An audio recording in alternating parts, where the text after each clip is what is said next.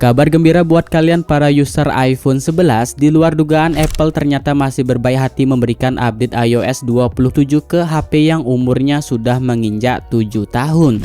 Tapi tunggu dulu, walaupun masih kebagian iOS terbaru, reality saja performa mesin yang sudah berumur 7 tahun pastinya nggak sengebut pas awal rilis. Nah, mentang-mentang masih dapat update bukan berarti HP ini otomatis langsung worth it untuk dibeli. Makanya di video kali ini saya bakal review tuntas iPhone 11 untuk di tahun ini. Apakah masih layak untuk dibeli? Namun sebelum kita ke video pembahasannya, dimohonkan agar kalian menekan tombol subscribe dan menekan tombol lonceng notifikasinya agar kalian tidak ketinggalan video terbaru dan terupdate dari channel ini.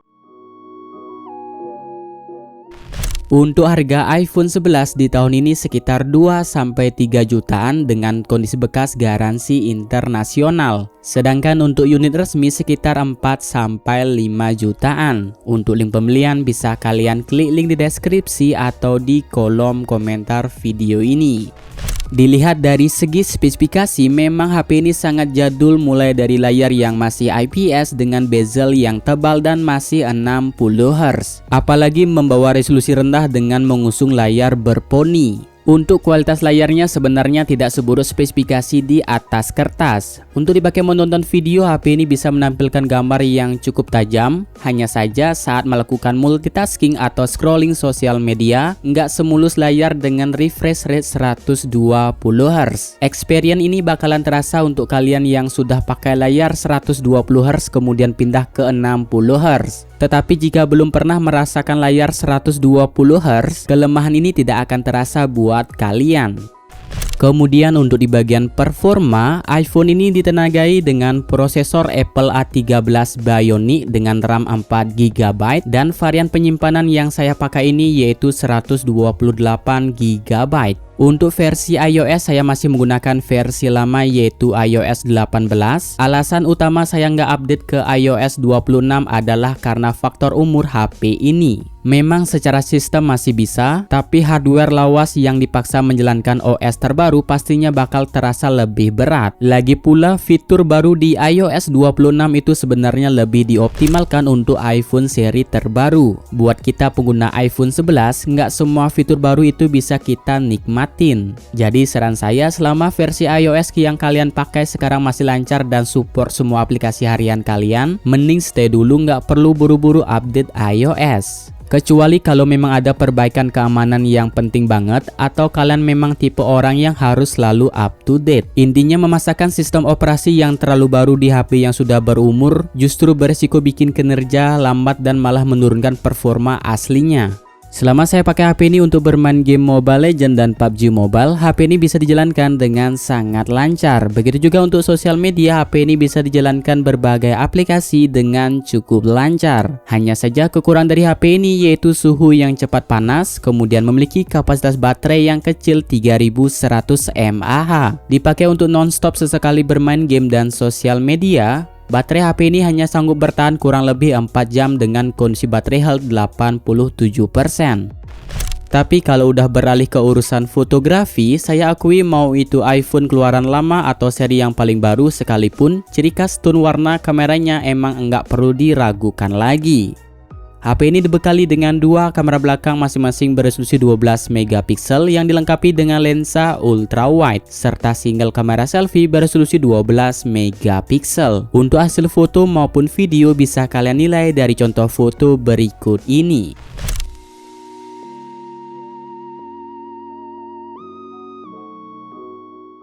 Hasil dari kamera iPhone 11 dengan cahaya yang cukup masih sangat bagus dengan warna yang natural. Detail di area highlight dan shadow masih terjaga dengan baik, tidak gampang blown out atau kehilangan detail sama sekali. Yang dimana lensa utamanya bekerja dengan sangat konsisten. Untuk lensa ultrawide-nya juga masih jadi salah satu yang terbaik di kelas harganya saat ini.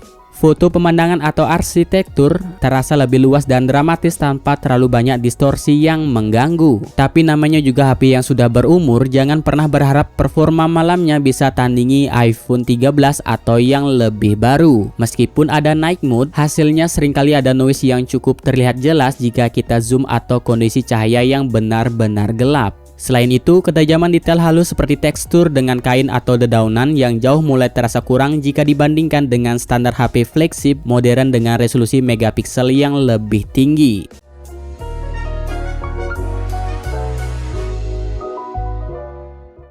Dan ini merekam di resolusi Full HD 60 fps. Untuk hasil videonya cukup stabil. Dan untuk merekam juga bisa langsung pindah lensa ke ultrawide atau 0,5. Tapi untuk pergantian lensanya tidak terlalu mulus dibandingkan seri terbarunya. Kemudian untuk video ultrawide-nya juga cukup stabil. Hanya saja untuk kamera utama sudah support OIS. Jadi untuk hasil videonya cukup stabil. Ya, ini hasil kamera belakang iPhone 11 saat malam hari dengan kondisi cahaya hanya mengandalkan cahaya lampu kamar aja. Untuk lampunya itu hanya satu ya. Jadi untuk hasil kualitasnya bisa kalian nilai. Sayangnya untuk perekaman video iPhone 11 tidak support night mode. Yang dimana untuk night mode-nya itu hanya tersedia untuk fotonya aja. Nah, untuk ultrawide malah makin pecah nih guys. Tuh, pecah. Memang itu kelemahan iPhone 11 itu untuk perekaman video malam hari itu memang gak worth it lah.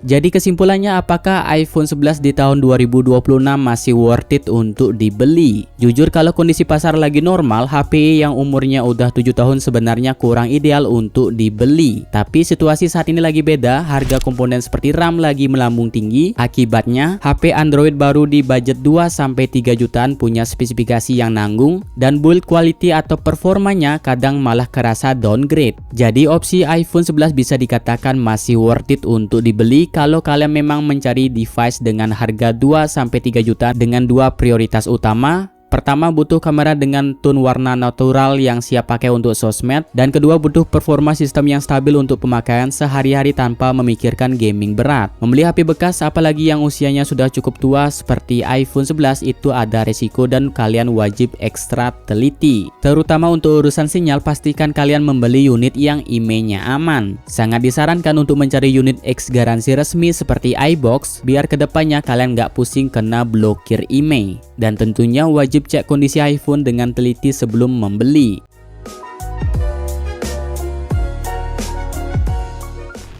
Oke guys, sampai di sini saja videonya. Semoga untuk kalian yang ingin membeli HP bisa kebeli HP yang kalian inginkan. Amin.